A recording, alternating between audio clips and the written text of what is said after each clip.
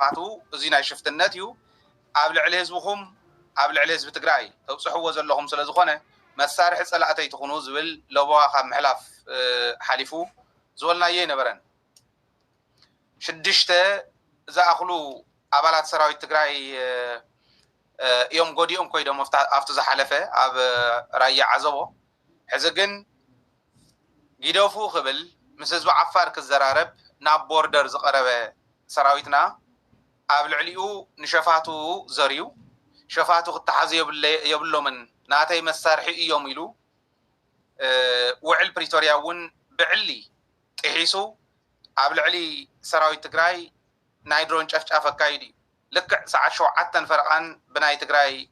ساعة قطعة ليتي مالتي هذا ساعة فرقان دحر فرق ليتي يومكم عينة نايدرون شفشاف أكايدهم زيو علاوي أواج كويناتيو وعل بريتوريات حيسهم مزنور ولا انتقونه زولنا زنورو كلوا وزقنا يرينا يمينا برهانو بعلو زول زنبرون أبي أحمد بكرم بارلما زولون كوينات كم زخفت قبل عليه تقرأي كوينات كم زخفتي يوم دات زارو قنيم بصرون كنقلوا اللو ميلو نحوحات ندام صلح تقرأي كنقلوا يخدو خمز اللو بتكبر ندانا قرنا قنيو برهانو زيوم ندانا قرنا زقنيو بتكبر حز جميرهم والله مالتي سراويت تقرأي عب بوردر مريتين يرو سراويت تقرأي وعلى بريتوريا يكبر سلام يسفن زم سر سلام زخون حيلتات سر سلام زخون شفاتو جدوفو بلوهم يعني را تمالون زقربنا يعني جنرال شريفو ملخت تستوسع إخا تمركتنا ونستوسوا وياه جدوفو بلوهم يلو عبيت عدي عفاريو زحتت نيرو جدوفو خندز لمنا وعلى بريتوريا يكبر خندز بلجن قبل عليو مقصلتن مسوعتن أخفيل الله لهم ليت مالتي توعل تحس وطرح يكون تم شفاته زفت سموه مقصلتن مسوعتن طرح يكون حزي نايدرون شفشاف يكايد ظلمه أبزيو من الباش دحري لا أنا وند دحري خامس حسواتي ككافلي زيو بسبر نحلفو زلنا ملا حزب تجراي أبزخون يكون كورنا عالم يهلو تم صلاتنا زي يدقسلنا مخانهم تم صلاتنا عادب زت حز نجر ندحر زي تغيرو وي محبرسب عالم تزيكوني نوم وي نحنا تغارو حدنتنا صنعنا انت زي بدينا يوم نعنا طرح يكونن نتخاليون زترف اواج كينات حيزوم يمصخم زلو بعلي كفلت كغللو ابز حلفون كم تستاوسو ايرترا باول سعيده بيل زحلف زنبر ملختي تግራይ انت تنخيا درونات شعبيان مثالات شعبيان ابي كم زنجاببو كم ابي كم زنساففو كفلطو يفلطو دو زعشال يلو زغلصو نيرو حزي تنخيا اطرح يكونن مسوعتነት كفيلو لسراويتنا مقصلتن مسوعتن تخفيلو له حجخه الكان شعبيا محتات كدليو ناي عفار سراويتون صنحيلو زحلف منالبات اب ايديتينغ سلازلو امبر ازازي سراويت عفار ون ملخ تحليف له سراويت تግራይ ማለት سراويت عفار مالتيو بتاريخ تفلطو تمالي نناصነት ህዝብ عفار نمنነት ህዝብ عفار نخبر ህዝብ عفار تسوء سراويتيو እቶም ሕዚ ዝመርሑ ዘለው ጀነራላት ትማሊ ንኽብርና ንኽብሪ ህዝቢ ዓፋር መስዋዕትነት ዝኸፈሊኦም ሕወሓቱን ከምኡ ስለዚ እንኳን እንደዚህ አተው ቦርደር ለው ተባሂሉ እንተዛአትውን ሰራዊትኩም እዮም ህዝቢ ዓፋር ምስ ሰራዊት ትግራይ ስራሕ ዝብል መልእኽቲ የውፅእ ንሕና እውን ሰራዊት ዓፋር ምስ ሰራዊት ትግራይ ተናቢብና ሓራኽ ነውፃኩም ኢና ዝብል መልእኽቲ የውፅዩ ስጥራሕተ ይኮነ እንድሕር ተነኺኣ ትግራይ እንድሕር ተነኺኣ ዓፋር ወይለየኹም ዝብል እውን ናይ መወዳእታ መጠንቀቕታ እዮም ኣውፅኦም ኣጋጣሚ ኮይኑ ሰበር ኣቲና ስለ ዘለና እዩ ቀዲምና እዚ ንሕልፎ ዘለና ናይ ኣገው ሰራዊት እውን ናይ ቅማን ሰራዊት እውን እንዳበልቀኒ እዮም ናይ ኦሮሞ ሰራዊት እውን ተይተረፈ እዚ እንዳበልቀኒ እቲ ህዝቢ ከፅነት ተላዒሉ ዘሎ ሓይሊ ግን ኣብዚ ደረጃ እዚ ተረኺቡ ንሰራዊት ትግራይ መስዋዕትነት ተኽፊልዎ ኣሎ ኣብ ቶንሳ ማለት እዩ ሓሳብካ እሞ ሸርግበረና ናይ ውዕል ፕሪቶሪያ ምፍራስ ጉዳይ እውን ብደንቢ ተመሊስና ክንሪኦ ኢና ኣነ እውን ሓሳብ ኣለኒ ቀፅል ሚኪ جرم يغني لي هاي الحوي موزعت جزية تجراي كم حادرة تجراي كمين نخا سراوي تجراي كمين نخا نورنا بدلبيت زينات نمستلنا حدش زينات ወይ ድማ ሰበር ኒውስ ንብሎም በእንግሊዝኛ መብዛሕትኡ ግዜ ትኾነታት ዝኒሄ ተጸላእትና በተጋሩ ከመገሮም ንኣና ሒዙን ከጥፎና እናሰርሕሉ ዝመፁ ለምቅነ በተለይ መራሕ ትግራይ ካብ ጀነራል ታደሰ ወረደ ጀሚርካ ካብነ ናይ ትግራይ ካቢነታት ናይ ደቡብ ትግራይ ቅንፀላ ክግበር ብተጋሩ ተላኢኾም ናብ ትግራይ ኣትዮም ከም ዘርካ 6 መናእሰይ ሲእና ኣለና 6 መናእሰይ ሲእና ግን መራሕቲ ሰራዊት ትግራይ ግደፉ በቃ ለሚኖም ግደፉ ተኽሰየለና ንሕዋቲና ጀነራል ሸሪፎ ናይ ኣርሚ 74 ኣዛዝ መራሒ ከፍ ኢሉ ገልገሊኦም ክንድደቁ ገልገሊኦም ብስኦቱ ማዕረይ ኮይኖም ን17 ዓመት ቃልሲ ናይ 2 ዓመት ዝነበረ ጀኖሳይድ ኩናት ትግራይ እንታይ ምዃኑ ስለ ዝፈልጥዎ እታ ኩናት ኣይተረብሐናን ግደፉ ኢሎም ተቆጢቦም ምስ ኣፍቲ ቦርደር እውን ምስ ናይ ዓፋር ዓበይቲ ዓዲ ሽማግለ ዓዲ ተራኺቦም በይዛኻትኩም ግደፉ ወድዎም ኩናት የድልየናን በተለይ ተጋሩ እዚ ኮይኖም ዝንቀሳቀሱ ዘለዎ የድልየናን ኢሎም መልእኽቲ ኣሕሊፎም ከምቲ ዝበልካዮ ግን ህዝቢ ትግራይ ደቂሱ እንዳሃለወ 7 ፈረቓን ማለት ድሕሪ ፍርቂ ለይቲ ማለት እዩ እታ ድሮን ኣታክ ዝገበረት እዘን ሎንግ ዊንግ ድየን ገለ ዝበሃላ ዘለዋተን ብዙሕ ቦታ ዝንቀሳቀሳ ዝበራ እየን ሎንግ ዊንግ ማለት መብዛሕትኩም ትፈልጥዎን ኢኹም እናተንቀሳቀሳ ከም ዝፀንሓ ኣብ ትግራይ እውን ኣብ ተንብነይል ኣለዎም ምናልባሽ ንዘይፈልጥዎን ኣብዚ ናይ ሕዚ ኣቲናሉ ዘለና ተንብነይል ኣለዋ ንሰን ባዕለን ማለት እዩ እወ ንሳተን እየን ሰራዊት ትግራይ ኣብ ቦርደር ትግራይ ፀጥታ ከኽብር ሸፋቱ ስርዓት ይሓዙ ኢሉ ህዝቢ ትግራይ ይኣኽሎ ጀኖሳይድ ኩናት ይኣኽሎ ኢሉ ንፀጥታ ከኽብር ኣብ መሬት ትግራይ ደቂሱ እንዳሃለወ ለይቲ 7 ፈረቓን ብናይ ሽዋ ብናይ ሽዋ ሓይሊ ብኒ ጌታቸው ተደገፈ ብኒ ጻድቃን ተደገፈ ሰራዊትና TDF ትጅግና ንብሎ ደቂሱ እንዳሃለወ መቕተልትን መጉዳእትን በፂሑ ዘሎ ቁፅሪ ሓደ ተሓተቲ ናይዚ መቕተልቲ እዚዩ ናይዚ ጀኖሳይድ ኣብ ህዝብና ትማድ ተገብረ ሒዝ ኣብ ሰራዊትና ደቂሱ እንዳሃለወ ሰራዊትና ናብ መቁሰልትን መጉዳእትን ዘምፁ ቁፅሪ ሓደ ተሓታቲ ባዕሉ ኣብይ ኣሕመድ እዩ ቀፂሉ ምስ ማዕረ ተሓታቲ ብርሃን ጁላ እዩ ቀፂሉ ማዕረ ተሓታቲ ጀነራል ጻድቃን ቀፂሉ ተሓታቲ ማዕረ ብሰራዊትና ቀዲ ስለዘየለ ጌታቸው ረዳ እዩ ቀፂሎም ሕድሕድ ባንዳታት ትግራይ ሕድሕድ ናይ ሽዋ ሓይሊ ንህዝቢ ትግራይ ከጥፉ ተበገሱ ብሰራዊት ትግራይ ኩናት ተወሊዑ ኣሎ ውዕል ቪክቶርያ ተጣሒሱ ኣብይ ኣሕመድ ናይ ብልፅግና ኦሮሞ ናይ ኩሽ ሓይሊ ኣብ መሬት ትግራይ ብድሮን ተጨፍጭፎ ኣሎ ሰራዊት ትግራይ ብድሮን ሰራዊትና ተጨፍጭፎ ኣሎ ለይቲ ብድቅሱ ስለዚዩ ኩናተይ እንደልን ኢልና ትዕግስቲ ጌርና ከም ተጋሩ ግደፉ ኢልና ተፀሚምና 5 ዓመት ህዝብና እናተሳቀየ ህዝብና ናብ መረበትና ምለሱና እምበር ናብ ካሊእ ዓዲ ውሰድና ይበለን ሰራዊትና ህዝብና ይመለስ ናብ መረበቱ ንሕና ተመሊስና ንሕና እውን ሰብ ሓዳር ናብ ሓዳር መምሃራን ክነምህር መምሃሮ ክንመሃር ስራሕና ክንሰርሕ ነገርቲ እውን ክንነግድ እናበለ እናለመነ ዝፀንሐ ህዝቢ ሓደ ዕንክሊል እናበልና ዝመፃና መሪሕነት ትግራይ እቲ ዘስገአና ዝፀንሐን እናርአና ዝመፃናን ፀላኢና ተወሳኺ ኣፅዋራትን ድሮናትን ክዕድግ ክሽምት ውዕል ቪክቶርያ ዋላ ንሱ ተፍረሶ ንሕና ኣፍሪሱ ወይልናስ ናብዚ ኣይንቀሳቀስን ከምዚ ንገብር እናተባሃለ ዝመፀ ሕዚ ግን ትጨፍጫፍ ኣብ ሰራዊት ትግራይ በፂሑ ዘሎ ብግምት ወይ ድማ ስኢልና ሚድያ ንክንዕቢ ብዙሕ ዋጭዋጭ ክነብር ዘይኮነ ብዕላዊ ጌታቸው ረዳ ኣብ ትዊተር ኣብ ፌስቡክ ዝፅሓፎም ምስክርታ ሰራዊት ትግራይ ዝተሓሰ መሬት የለን ዋላ ዓፋር ተዛእቱ ነይሩሲ ንዓፋር መንግስቲ ንዓፋር ልዩ ሃይሊ ዝምልከቶ እምበር ንካሊእ ኣካል ይምልከቶ ንሸፋቱ ካብ ዓፋር ነመፁ ትግራይ ሽበራ ዝሰርሑን ቅንፀላ ክሰርሑን 6 ኣብዛ 3 መዓልቲ እዚኣስ 6 ሰራዊትና ዝቀተሉ ንዚኣቶም ክድግፍ ኣብ መሬት ትግራይ ኣብ ሰራዊትና ጨፍጫፍ ምግባር ማለት ውዕል ቪክቶርያ ምፍራስ ጥራይ ዘይኮነስ ሒዚ እውን ህዝቢ ትግራይ ከጥፈካ እየ ኢሉ ተበገሰ ሓይሊ ተጋሩ እዚ ነገር እዚ ናብ ስምዒት ከም ዝወስደና ብዙሕ ሰብ ከም ዝሓዝን ብዙሕ ሰብ ከም ዝናደድ ይርዳእኒ እዩ ሓቅነቱ ግን መጀመርታ ከምዚያ ተጋጥም ተሎ መብዛሕትኡ ግዜ እቲ ቁልፊ ዝኾነ መረዳእታን እተፍቲ ባይታ ዘሎ ኩነታትን ብትኩስ እንዳሃለወ ደጋጊምና ብደደቤት ነቕርበልኩም ዘለና ደደቤት እቲ ናይ ህዝቢ ትግራይ ደጀን ኮይኑ ዓለባ ኮይኑ ዝቃለስ ዘሎ ከም ሚድያ እቲ ውድብና እውን ንጥሒሉ ንእስተይ ናይቲ ፕሮፓጋንዳ ሚድያ ክሰርሐሉ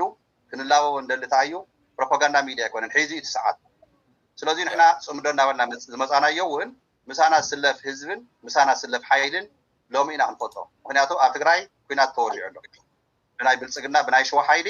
ኣብ ሰራዊት ትግራይ ኩናት ተወሊዑ ሰራዊትና ተቐቲሎም ሓዲሮም ኣለዉ ብለይቲ ቆሲሎም ሓዲሮም ኣለዉ ብለይቲ ብናይ ብልፅግና ስለዚዩ ፃውዒትና ሒዚ ንህዝቢ ኣምሓራ ሙሉኡ ምስ ኣገው ምስ ቅማት ሰራዊት ቅማት ሰራዊት ኣገው ፋኖ ከምኡ እውን ሰራዊት ናይ ዓፋር ሰራዊት ኤርትራ ኣብ ጎንና ንክስለፍ ህዝቢ እውን ከም ህዝቢ ጎንና ንክንስለፍ ኣነ ውዚ ከም እንዳጋጣሚ ፃውዒት ክቐርብ ይደሊ ምክንያቱ ድሕሪ ሒዚ ንሕና ትትማሊ ደጋጊምና ተዛረብናሉ ረብሓታት ናይ ጽምዶ ኣሰላለፋ ከመይ ይኸውን እናበልናዮ ዝመፃና እቲ እናበልናዮ ዝመፃና እቲ ብግምት ዘይኮነስ ርኡይ ዝኾነ ነገራት እናርአናዮ ዝመፃና ኣብ ሰራዊትና ከምዚ ገይሩ ክጅምር ኢልና ኣይገመትና ኢና ብድሮናት ነገር ግን እተካይዳ ዝመፀ ናይ ብልፅግና ዕላሙ ተረዲኡና ሰዓ 7 ፈርዓን ከም ዝበልካዮ ድሮን ጨፍጨፋ ተካይዱ ሰራዊትና ቁስላትን ሞታትን ኮይኖምና ኣለዉ መስዋዕት እዚ ከዓ ነይኤ ናይ ሰራዊት ደም ምፍሳስ ናይ ሰራዊት ቁስሊ ምቕሳል ብናይ ሸዋ ሓይሊ እሞኻ ብንፃድቃን ብንጌታቸው ተደገፈ ብንሳሞራ ብንዮሃንስ መንጋግ ተደገፈ ጽባሕ ንጎ ናበይ ይኸይድ ከም ዘሎሲ ኩልካ ትግራዋይ ተዘጋጆ ተዳሎ ንሕና እዚ ፈኸር ኣይኮነን ኩናተይ እንደልልና ሒዚ እውን ሎማዓንቲ ትማሊ ማለት እዩ ፀጥታ ትግራይ ግዜያዊ ምሕዳር ትግራይ ዘውፅኦ መግለፅታት ነይሮም እዮም ተኣተናየ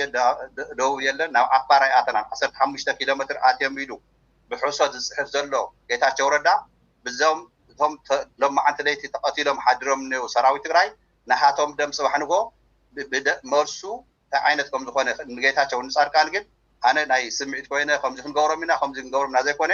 ተሓታትነት ንክህሉ ንሕና ከዓ ነየ ግብረ መልሲ ዘይኮነሲ ክንነብር ኣለና ከጥፈኩም ኢሉ መፅኡ እኒሀ ፀላኢ እታ ግዜ ሒዚ እያ ሃይለ ሓወይ እንድሕር መሪሕነት ትግራይ ናይ ሰራዊት መራሒ ናይ ሲቪል መራሒ ግዜያዊ ምሕዳር ኣብዚ ሰዓት እዚ ውዕል ፕሪቶርያ ምፍራሶ እዚኣ ክብል ሃይለን ሳውንድ ክውስኸሉ ውዕል ፕሪቶርያ ኣፍሪስዎ ኣሎ ለኽበስበስ የለን ደጊም ሕወሓት ባይዘወይ ሃይለ ሓወይ እታ ውዕል ፕሪቶርያ እንድሕር ፈሪሳ ሕወሓት እዩ ናብ ስልጣን ዝምለስ ኤግዛክትሊ ቤት መቕረፂ መሬት መንግስቲ ክምለስ ትኽእል ኣሎ ኣነ እውን ንሱ እየ ዝብል ትኽክል ኢኻ እዚኣ እኮ እያ በቃ ተወዲኣ እያ ሒዚ ኣብ ምስ ጌታቸው እየ ምስ ፃድቃን እየ ፈሪመ ኢለ ኣሎ ኣውጅቡ የቕምጦ መበዲስ ኣበባ ኣብ መቐለ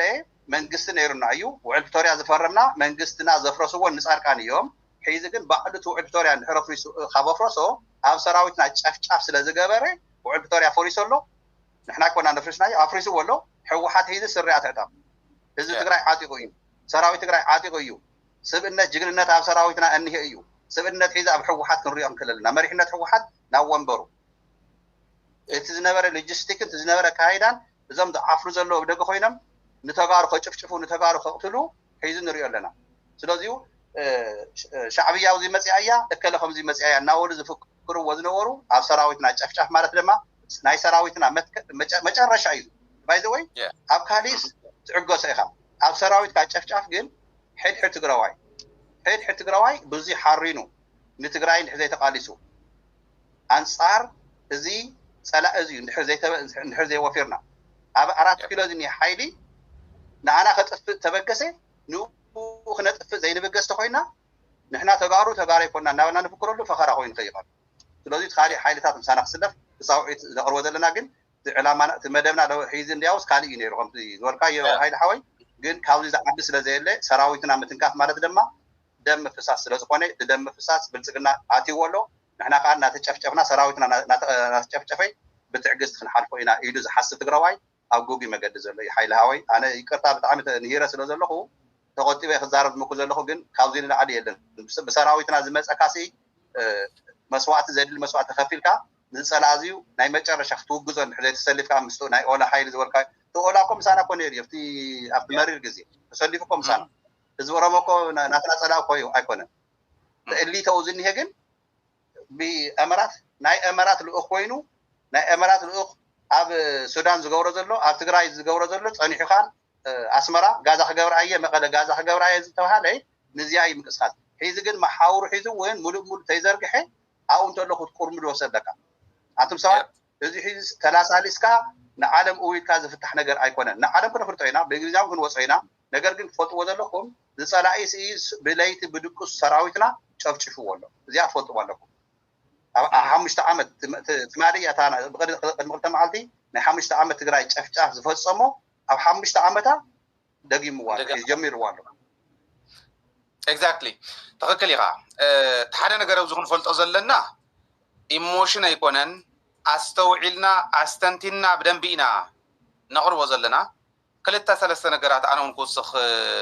ሚኪ ቁፅሪ ሓደ እዚ ሰብ እዚ ኣብይ ኣሕመድ ዝበሃል ሰብ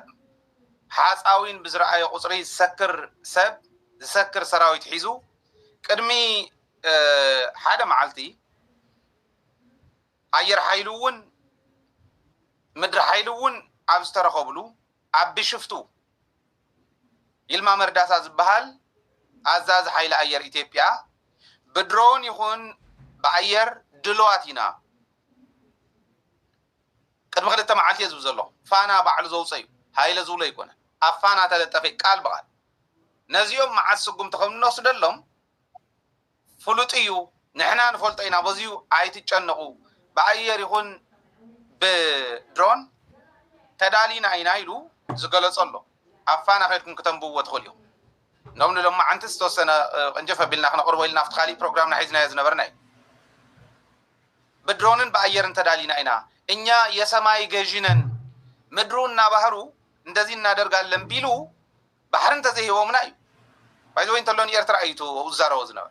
بحر انت حيزهم زموزن يوخ عيب لنا عناي مدر انت حيزهم نحنا ناي سماي جزاتي إنا مغنياتو بأيرن بدرون تدالينا إنا قال بقال يلما مرداسا زبلا قدم حدا معلت قدم خلت معلتي برهانو جولانتاي كم زولا سمعنا من نقل علباتشو يلي نحو حتى يكون نقل هو حتى ودبيا بروجرامي كاب حلنا سبت نقلو بروجرام يلا حزب تግራይ ክንቀል ለወይ ዝብዘል ጦርነት ከተጀመረ እንደ ድሮ አይሆንም ዘመናዊ እዩ ድሮናት አለዋን አየር አለዋን ምን ይብል አብይ አህመድ ሕዚ አይ ኮምዚ ስለስተባህለ ኮምዚ ስለስተባህለ ተባሂሉ ምክንያታት እንተ ተደርደረ ዝመጽ ለውጥ የለ እታ ለውጥ ትመጽእ ዓለም በቅልጽም ያትስራሐላ በቅልጽም ክብል ከለሁ ሕብረትና ጠንኪሩ እንተ ዝኾን ባንዳ ወድ ባንዳ ከም በዓል ጌታቸው ዝበለ እንተ ዘይሉ ጌታቸውስ 15 ኪሎ ሜትር አቲ ሰራዊት ትግራይ ኢሉ ንዓፋር ሓዚንሎም ዲኹም ኢሉ መሲልኩም እታ ሓንቲ ጌታቸው ማዕዲ ዝሪኣ ዘሎ ስጋ ስልጣን እያ ካብ ስልጣን ወፃኢ ካሊ መርኣይ የውሉን ዝወድ እዚ ጻድቃን እውን ታ ማዕዲ ዝሪኣ ዘሎ ስጋ ስልጣን እያ 15 ይኮነን 50 ኪሎ ሜትር ዋላ ኢሎም ናይ ዓፋር ሰራዊት ዘውፅዎ መግለጽ ኣሎ ኣብዚ ቻናልና ክትሪእዎ ይኹም ድሕሪ ሒደት ሰዓታት ኢዲት ይግበር ስለዘሎ እዚ ሰበር ስለዝኾነ ስለዝኣተናይ ናይ ዓፋር ሰራዊት እጉግ መባዕሎም ሓጂ ኢብራሂም ዑስማን ዝመርሖም 15 ኪሎ ሜትር ዝኣተወ ሰራዊት ናይ ትግራይ ከም ዘየለ ንሕና ረጋጊጽና ኢና በመሓውርና 15 ይኮነን ግን 50 ኪሎ ሜትር ተዛኣቱውን ህዝብ ትግራይ ኮይቱ ንፈልጦት ማል ምሳና ዝቃለስ ነበረ ሰራዊት ትግራይ ኮይቱ ንፈልጦት ናይ ትማል ባህሪኡ ተሸኪሙ ዝኸይድ ንህዝቢ ዓፋር ይኮነን ንኻሊኡውን ሓራ ኸውፅ ዝኸይድ ስለዝኾነ ንሕና ፈቂድና ለና ሽግር የለን መቃልስትና እንዳሉ ንሕና እውን ኣለና የሚለው ቃል በቃል ይባይዘው ከተሰምዑዎ ይኹም እዚኦም ኢሎም ጌታቸውን ጻድቃንን ካልኦት ኮራኹሮምን ግን 15 ኪሎ ሜትር ስለዝኣተወ ውዕል ፕሪቶሪያ ጥሒስዎ ኣሎ ሰራዊት ትግራይ ኢሎም አብይ አህመድ ሰራዊት ስለዘፍረየ ውዕል ፕሪቶሪያ ጥሒሱ ግን አይበሉን ምክንያቱ ሰራዊት በዓለም የምዝዝዎ ስልጣኖም መጋበሪያ ስልጣኖም ስለዝኾነ አብይ አህመድ ተፈናቀልት ስለዘይመለሰ ግዛእታው ሓድነት ትግራይ ስለዘይመለሰ ውዕል ፕሪቶሪያ ጥሒሱ ግን አይበሉን ምክንያቱ መሬት ትግራይ ግዛት ትግራይ ተቆሪጹ ኸይድ ዝገብርዎ ዘለውን ባዕሎም ስለ ዝኾኑ አብይ አሕመድ ኣብ ጸለምቲ ዝመለስናዮም በሊዕዎም ተሪፉውን አይበሉ ኣይግድሶም መድሓኒት ሲኢኑ ክልከል ዘይግብኦ መድሓኒት ምግቢ ነዳዲ ተኸልኪሉለ ይበሉ ባጀት ማለት ተመሊሱ ባጀት ንምንታይ መለሰውን አይበሉ ኣይግዳሾምን እዚ ነዚኦም ተኸቲልኩም ትኸዱ ዘለኹም ጽባሕ ነፃ ከም ትወፅእ ሃገር እዚኣ ኣይትጠራጠሩ ኣነ ባይዘወይ ብሙሉእ ኮንፊደንስ ይኽነግሮም بملء confidence يخزارب زخل زعدنا تأخذ يعني نتابع عقايد نبر من هالباش حزي كونزي عين التقعد فتصيمه من ده اللو جزيهم محدار تقراي أي بقى بريتوريا نداول الزارب من دحر كوينو تعنتو يزبل كيا عري خسمر الله حزي وعل بريتوريا بعلة حسام الله عسرت عسرة ثلاثة نداول لهم قد صرنا خلينا زتحاسلوا مدرخ استحاسلوا مدري حزنت أين نقبر هنا قصر حدا منقستنا نملس مالت عبالات بيت مخرج تقرأي زنورو ناب مربتهم كل سخول الله زواتاتنا انت أرم سبعة يخون بالعلون زلو أرمتات زوا معراب مس علايز مس ملافن تغنكا نو علمون تمصوا من دي هذا الله تدرس زرقت مالك علم حتى تجرلو معراب تقرأي كأتخلو أرم سبعة عجبتينا نحنا يلو مغنياتنا عنها وحسنا يوارديانا يلو بالعلا يزلو أرمتات تقرأي انت تنغيين وإلى يوم تايكم زغن شعوغن رئينا يلو مغنياتو تقرأي وارديانا مخوانا حزب فليتنا لنا يلو واردياهم يا تقرأي صغيل كاب زروان تيكوني تاسوم دون بتكبار كتر اللوان نمنتاي نعنا حق زنا يكون انزب زلو بدحرينا زي وقعنا صلا انت حلينا مسير تراس نبره صل تقريفو بدحرينا زي وقعنا ندحر كوينون اوهولين تግራይ ግን نهلونا فتنا زغونه حدغا زغونه شخ او عفار يفريل قال تلون يرتراوي يزو زلو نعفار بصورنا حزب خطفو ونديم كون يلم طلع يلم نيو حزب عفار كيطف مس حزب تግራይ حاويرو قال سلو زوم شفاتو زيم كوصلو عفار مدبر ناي سراويت يكونت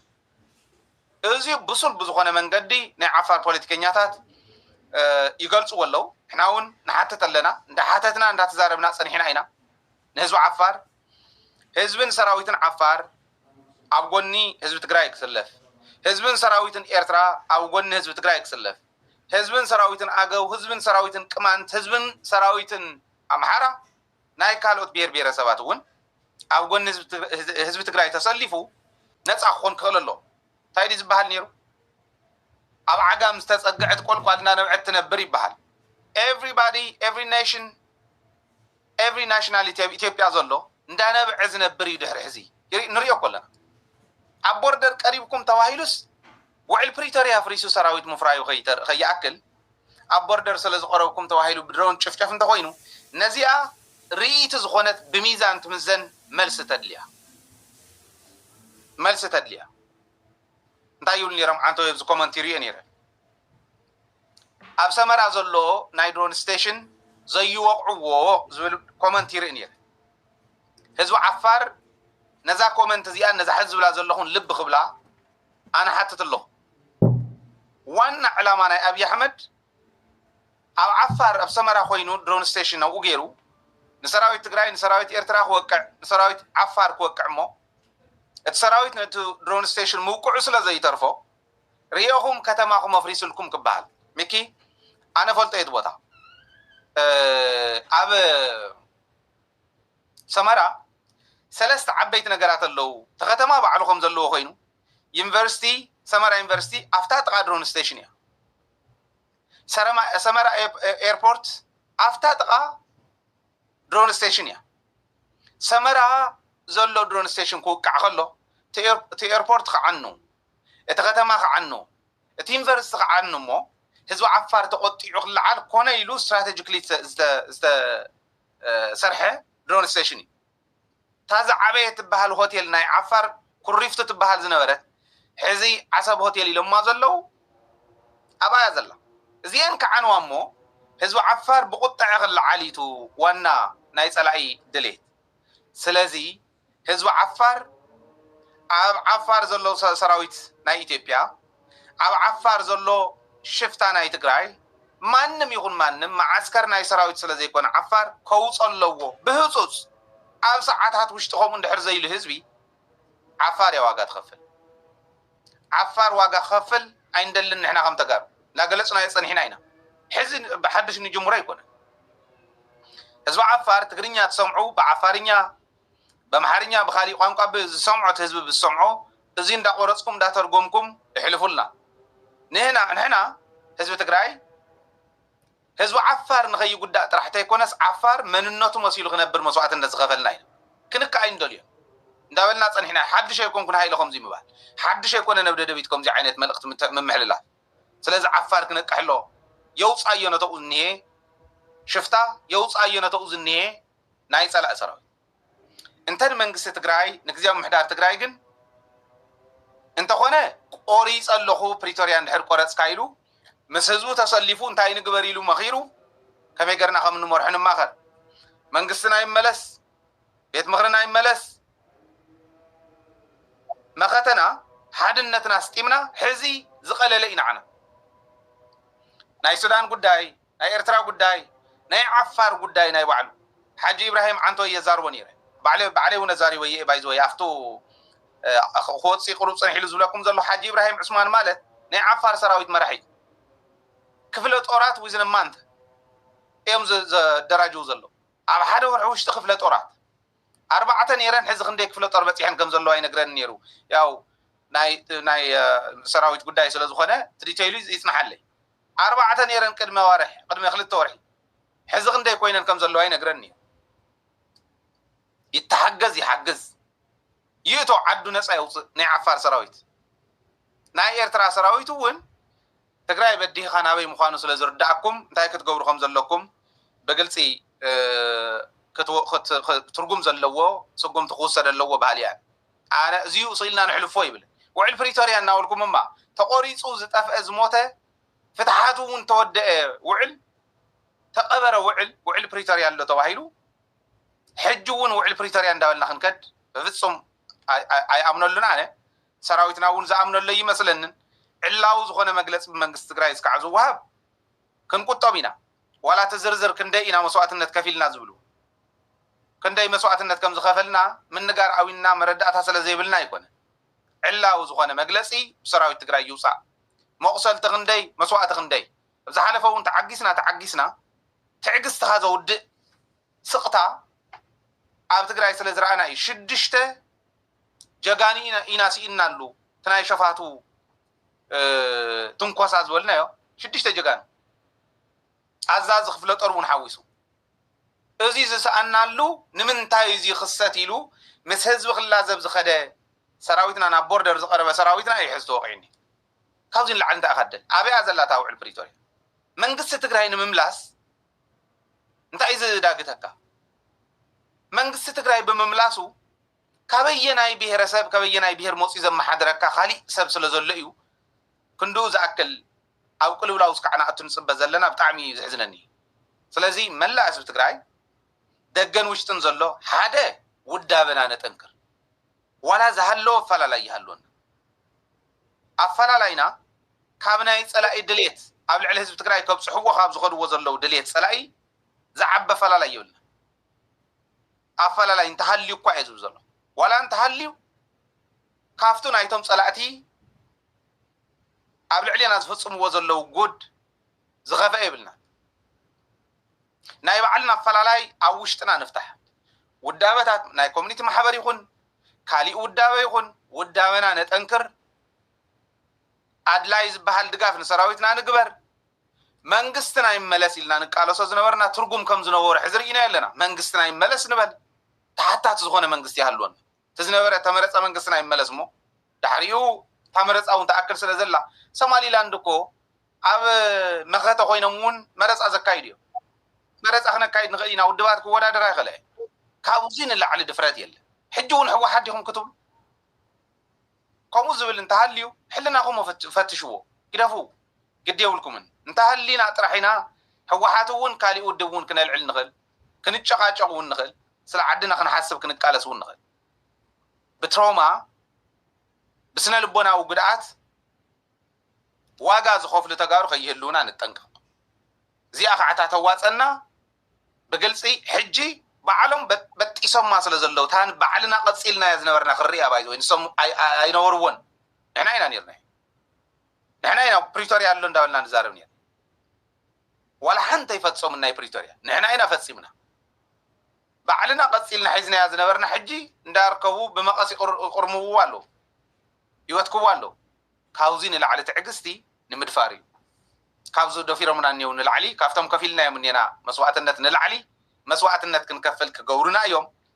ስለዚ ሓድነትና ነፅንዕ ሰራዊትና እንደግፍ መንግስትና ንምለስ ስሩዕ ናይ መንግስታዊ ስራሕቲ ይሰርሑ ኣርምታትና እውን ተበታቲንካ እንተይኮነ ይቀፀልቱ ኣብ ኣርማ 11 ኣርሚ 7 ዝኒሄ ጋብ ይቀፀል ባህል እያ እዚኣ እያ ዝርዝር ምናልባሽ ቀዲሞም ተውፅኦም በአምሓርኛ በእንግሊዝኛ በዓረብኛ ቅድመ ምምፃእና ቀዲሞም እንተውፅኦም ሰራዊትናን መንግስትናን بتقرينيا ونكن ملا سوكم هنا تزاي كوينو بمحارنيا بإنجليزيا بعربيا كنحل فينا إزياءة نابز ملكتهم تا تقرينيا وناب تقرينيا السمع تا محارنيا ونكمأ تا إنجليزيا ونكمأ تا عربيا ونكمأ خطوصو خطلق هو عالم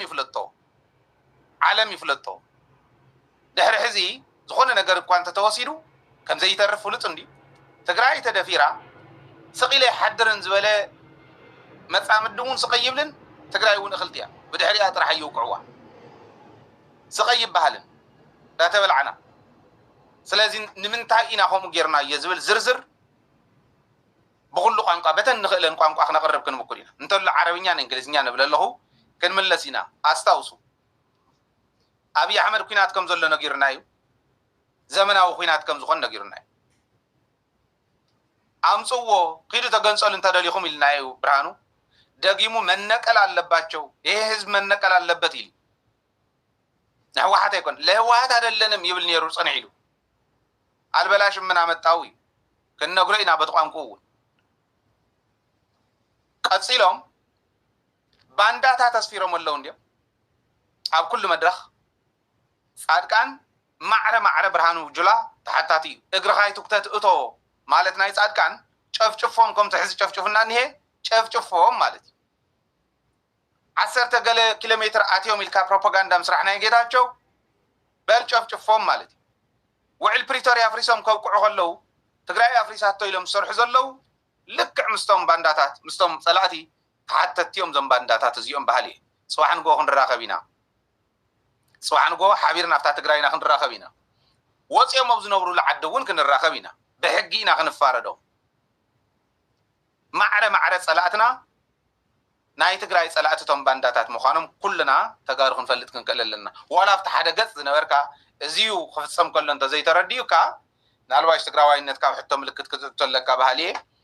توصل أنت هاللي وسخمو ميكي بتن كالوت قام قطعت زولنا ينون نعلم كنا بس إحنا جدا سلز غنا خن قربينا. قرب هاي الحوي رعدتات هزم مفتار ذي كونسي خمس سور كاي ورجي الناتي خونتات بلسقنا أب هز تقرأي شفشفان كويناتين بدعتات زنبرس ناب تجوار نفجور حيزي أو سراويتنا جمير وخمس الله هزي تجراي فتوت تجراي عالم لها زلها تجراي وش تنبدأ هزي ونفضل لك أيتها نتملتي سراويتنا أمريكا نهالوي تونساب أب رايا بوتاخوينون أب عفار أكابتاتيو جن أب بوتانا أب تجراي مالتي نايدرون شفشافسي أب تجراي تخيل له so دحيلكم ذاتهم أف مجمع هذا سمعهم أنا تي نايلهم معت مدركنا خالي ينيرو نسوت أتوقع بلا نجزي يجن حيزة تناي أفت بايت أقاتي بدن هي بدك قسم ده هذا عشوات فرقان أفتكراي بدرون شاف كايدو لبلسقنا رومو مسيت تيلم زرح زلوا تجاربون بتوم تجاجم زلوا عفار يكونوا أبكالي زلهم قبل بوم تمرسوا تجراي بعف بلسقنا رومو خطفة زرح زلوا أسراوتنا تجمير زلوا إذا كان زيون إحنا زي حرينه نابز حية لما خدت زملسنا عند حزة كيلو تجارو نخودهم زورو يمبرك هلو إحنا جن مسزنا مسراويتنا تطوقن ولينا كم زور كايا جن በአስቸኳይ ሒዚ ወይ መንግስት ትግራይ ወይ ፀጥታ ትግራይ ወይ አዘዝ ሰራዊት ትግራይ በአስቸኳይ እዚ ነገር እዚ ክነፅግዎን ንህዝቢ ወፂኦም ኣብ ሚድያ ለማዓንቲ እዚ ነገር እዚ ብደንብ ገይሮም መግለፂ ክህብሉ ፍላዊ ይደላኒ ሓደ ካልኣይ እቲ ናይ ቆስላትን ውቃዓትናን ከም ዝበልካዮ እቶም ሸፋታ ኣትዮም ምስ መጉዳእትን መቁሰልትን ዘውፅሑና እውን እስካብ 3 መዓልቲ ሒዝናዮ ፀኒሕና ኢና ኣብዚኣሲ ትማሊ ኢና መጨረሹ እቶም 6 ዝሞትና ተንቲናዮ ናይ ሒዚ ብድሮን ተቐቲሎም ዝነዩ ቆሲሎም ዝነዩ ግን ባዕሉ መንግስቲ ትግራይ ብስርዓታዊ ብዕላዊ መገዲ ተማይጡ ምስ ካቢነ በአስቸኳይ መግለፂ ከውፅእ ንዓለም እውን ንሕና ከም ዝበልካዮ ሒዚ ብእንግሊዝኛ ክንመለሶ ኢና ዓረብኛ ዝኽእሉ ተጋሩ እውን ኣለውናዮም ከምኒ መስጠፋ ከምኒ ኣጋጣሚ ተፈናቒሉ ምስ በዓልቲ ገዝኡ ምስ ውላዱ ኣብ ግብፂ እዩ ዝኒሄ ብደደቢት እውን ሓደ ክልብ ሒዚ ኣብዛ ቀረባ ግዜ ሰሪሑ ኣሎ እዩ ርእዮ ኣለኹ እየ እንዳጋጣሚ እውን ኣነ ምስ እውን ስለዝፋለጥ ንኡ እውን ኮንታክት ጌርና ብዓረብኛ እውን ክንሓልፍ ዜና በአስቸኳይ ክንሰርሐሉ ኢና ብእንግሊዝኛ ኣባል ሙስጠፋ ኮነ ዓብደላ ብዓረብኛ ክመፅኦም ኣባል ደደቢት እዩ ሙስጠፋ በዓሉ ምንም ፀገም የለን ኣብኡ እሱ ጥራሕተ ይኮነ ካልኦት እውን ኣብ ቀረባና ስለ ዘሎ ሒዝና ክመፅ ኢና ምንም ኮንታክት ምግባር እውን የድልዮ ትዊተር ኣብ ቲክቶክ ኣብ ማሕበራዊ ሚድያታት ፌስቡክ ፍጥነት ትገብሩ ዘለኹም ሰባት ብናይ ኩሉ ዓለም ቋንቋታት ብዘለኹም ሃገራት ሰራዊት ትግራይ ኣብ መሬቱ ኣብ ትግራይ ኣብ ቶንሳት ዝበሃል ቦታ ኣብ ናይ መሬቱ እንዳሃለወ ደቂሱ እንዳሃለወ ናይ ብልፅግና ኦሮሞ ብድሮን ገይሩ ጨፍጫፍ ኣካይድዎ ዝኒሄ እቲ ኣብ ዓፋር ዝኒሄ እቲ ኣብ ጎንደር ኣብ ሕመራ እውን የዳልኾም ዘሎ እዚያት ልቢ ጌርና ዓለም ፈልጦ ጥራይ ዘይኮነስ ክንቃለስ ንክእል ኣለና እዚ መጥቃዕቲ እዚ ተጀሚሩ ዝኒሄ ኣብ ትግራይ ኣይኮነን ጠጠው ክብል ናብ ኤርትራ መጥቃዕቲ ንክግበር እቲ ዝዓበየ ምድላዋት እናተገበረ መፅኡ ዘሎ ሒዚ ትግራይ ዕንቅፋት ኮይኑኒ ትግራይ ምሕላፍ ከልዩኒ ኢሉ ፅሊኢቱ ኣብ ትግራይ ከዋፅእ ዝምክሮ ዘሎ ንሕና እዚ ደቂስና ስኢልና እንተሓሊፍናዮ ርእስና ዲና እንተሓሊፍናዮ ኩናተይ እንደልን ኢልና እንተሓሊፍናዮ ዝመፅእ ሓደጋ ንቐፃሊ ወይ ክንነብር ንደሊ ተኮይና ክንቃለስ ኣለና ወይ ሓበና ክንጠፊ ኢና ዝብል ዘሎ ግን ምሶም ድሕር ሸተቲልና ፅባሕ ንጎ ናብ ካሊእ ሓደጋ ንኸደሉ ክንፈልጦ ክንክእልና ህዝቢ ትግራይ ግን ይኣኽሎ ስቃይ መከራ ይኣኽሎ ፀቕታ ይኣኽሎ ስለዚ ሃይል ሓወይ ኣይ ቲንክ ይኣኽለና ይመስለኒ ኣነ እውን ብትናተይ ሸነቕ እዚ ዘሎ ምክንያቱ ኣዝዩ ብጣዕሚ ሓደገኛ ዝኾነ ካይዳ እዩ ብልፅግና ዝኸድ ዘሎ ውዕል ቪክቶርያ ከም ዘፍረሶ ፍሉጥ እዩ ነይሩ ግን ሓደ ግዜ ርጊእ ኢልካ ነቲ ንዓለም ለኸ ምፅኢኻ እቶም ዝምልከቶም ኣካላት ፕረሸሮም ምፅኦም ምስ ስነ ስርዓት ጌርካ ውዕል ቪክቶርያ ተግብሮ ንክበሃል ኢና ንቃለስ ፀኒሕና ሒዚ ግን ብዕላዊ ኣፍሪሱ ጥራይ ዘይኮነስ ጨፍጫፍ ኣብ ሰራዊት ትግራይ ተኻይዱ ኣሎ ህዝቢ ትግራይ ጋና ሒዚ እዩ ዝትስእ ዘሎ እዚ መልእክቲ ንሕልፈልኩም ዘለና ማንም ካልእ ሚድያታት እውን ኣይሕለፎን ኣይረኸቡን ዘሎ ጋና ሒዚ ካብ ደደቢት ወሲዶም ሸር ይገርዎ ናብ ኩሉ ሸር ጌርኩም ዓለም ይፍለጦ ንሕና ሰላም እናበልና ብልፅግና ግን ንህዝቢ ትግራይ ከጥፈካ እየ ተበጊሱ ዘሎ ኣብዚ ህዝቢ ኤርትራ ብሙሉእ ዓለም ሙሉእ ዘለካ ምሳና ክትስለፍ ፃውዒት ንገብር ኣምሓርኛ ትዛረቡ እውን ካብኻ ጀሚሩ በኣምሓርኛ ከዓ ነየይ ንህዝቢ ኣምሓራ እውን ሓደ ንክንስለፍ ኦሮምኛ ትዛረቡ እውን ኣፋን ኦሮሞ ማለት እየ ንኡ እውን መልእክቲ ተሕልፉ ካሊእ ብሄረ ብሄር ቋንቋታት ናይ ኢትዮጵያ እውን ዓይንን ዓቆ ህዝቢ ምሳና ይሰለፍ ህዝቢ ምሳና እንተተሰሊፉ ጥራሕ ዝዋነ ውፅኢኻ ተብሽዋ ዝኒሄ ሓይሊ ንዚ ምእላይሲ ከቢድ ኣይኮነና እዚ ብድዕታት ናይ ድሮን ግን ፈተና እዩ ዘምፀልና ዘሎ ሰራዊትና ክትንከፍ ሰራዊትና ክጨፍጨፍ ተሎ ግን ክቆስል እንከሎ ግን ሰው ኢልካ ትርኢ ወይ ድማ ነዚ ተንጨብጭብ ትግራዋይ ከዓ ነየይ ትክክል ኣይኮንካ ኣብ ዱጊ መገዲ ስለ ዘለካ ናብ ቁኑዕ መገዲ ተመለስ የኽእል ዝደሊ የኽኒየለይ ሃይለ ሓወይ ግርም እንታይ ኢና ንብል ዘለና እንተደሊኹም ቆሪፅኩም ኣብ ቲክቶክ እውን ንክትልእኽዎ ሰራዊት ትግራይ ኣብ ልዕሊ ሰራዊት ትግራይ ሸፋቱ መስዋዕትነት ዘኽፈለ ግብረ እከ ፈፂሞም 6 ኣባላት ሰራዊት መስዋዕትነት ዝኸፈልሉ ከፍ ኢሉ እንዳሃለወ ጊደፉና እንዳበልዎም ናይ ሓው ልመና እንዳለመንዎም መጥቃዕቲ ኣብፂሖምሎም 6 መስዋዕትነት ከፊልና ንምንታይ እዚ ነውሪ እዩ ኣውፅዎም ካብዛ ቦታ እዚ እናኸፈልና ይነብርን ኢሎም መራሕቲ ሰራዊት ትግራይ ኣዘዝ ሰራዊት ትግራይ ናብ ቶንሳ ከባቢ ከይዶም ከምታ ትማል ዘርአናኩም ሸሪፎ ከይዱ እዚኣ ኣዛሪቡ ድሕሪኡ ኣብታ ከባቢ ኮይኑ እንዳተፀበየና ኣለወ ትማሊ ኢና ስሚዕናኩም ኣብዚኣ ኮይና ክንፅበየኩም ኢና ኣውፅዎም ፕሊስ ኢሉ እናተፀበዩ እናሃለው ኣብ ዝደቀስሉ سيكوتري خمزولو بودق لليت كم زبحال أو كوتا دكاس شوعتن فرقان نايليتي حدث عتن فرقان دحري فرقليتي نايدرون شاف كايدلهم مقصلتن مسوعتن كفيلنا ازيو علاوي كويناتيو قبل علي سراوي تجراي قبل علي حزب تجراي استفدت قعاتيو وعل بريتوريا فريسو نشفاتو زريو نتوم حزب تجراي نمحنفاش نمبتان الدالي ومزنبر شفاتو دقيفو منغستي إثيوبيا قبل علي حزبن سراويتن تجراي شاف كايدلو سلازي አላይስ ትባሃሉ ደገፍቲ ቃልሲ ህዝቢ ትግራይ ትባሃሉ ጽባሕ ንጎናዋኹም ስለ ዝኾነት ፋኖ በቲ ይገጥመለዩ ኦላ በቲ ይገጥመለዩ ህዝቢ ኦሮሞ እውን ይውክልዎን ዞም ሰባት እዚኦም ብልጽግና ኦሮሞ እዮም እዚ ዝፈርዱልና ዘሎ ህዝቢ ኦሮሞ ዝውክል ኣይኮነን ህዝቢ ኦሮሞ ይቃለሰሎም ኦላ ኮይኑ እዚኣ ስለ ዝኾነት መላእ ብሔር ብሔረሰባት ኢትዮጵያ ናይ ዝወዱ እዚ ግብረ እከ ዝፈለጥኩም ብሔር ብሔረሰባት ኢትዮጵያ ኮንኩም ኤርትራ ጎረቤት ሃገር حاو هزبي نزي سبزيو واقع حزن تزي تخافيلو واقع ازو من صحات عدو من ازو من كخبرو سلام كسفنو زوفرو جغانو بتكبار انتزي تماهيرولو قادو ازمس زرلو كوداكم يه حيل عير لنا نخلو ناي سماي غزاتينا وني بلنيرو يلما مرداسا تايك قورغم زخول بتكبار نريوم سلزلنا ካብዙ ግብረ እከናይ ጸላዕ እዚዩ ክንወፅእ እንተኮይንና ሙሉእ ህዝቢ ኢትዮጵያ ህዝቢ ኤርትራ ኣብ ልዕሊ ሰብ እዚዩ ኣደብ ዘትሕዝ ስጉም ትኽወስድ ኢና ንፅውዕ ዘለና ጨፍጫፍ ኣብ ዝደቀስሉ ደቂሶም ኣብ ዝነበሩ ሰራዊት ናይ ድሮን ጨፍጫፍ ምግባር ውዕል ፕሪቶሪያ ካብ ምጥሓስ እውን ሓሊፉ ኣብ ልዕሊ ህዝብን ሃገርን ኣብ ልዕሊ ጎረባብቲ እውን ነቲ ቀጠና እውን ዘበሳብስ ስለ ዝኾነ ኩሉ ነዚ ብንቕሓት كمزنون واقو غا خملسلو بزي አጋጣሚ ንጽውዕ ኣለና ማለት እዩ በኻልኦት ቋንቋታት ክንመጽኩም ኢና ምሳና ስለ ዝጸናሕኩም እትምድላውን ናብ ኩሉ ክባጻሕ ስለ ትገብርዎ ስለ ንተኣማመን በኣኹም በልቢና ነመስግን ሰናይ ግዜ ይኹነልኩም ሰናይ ግዜ ሚኪ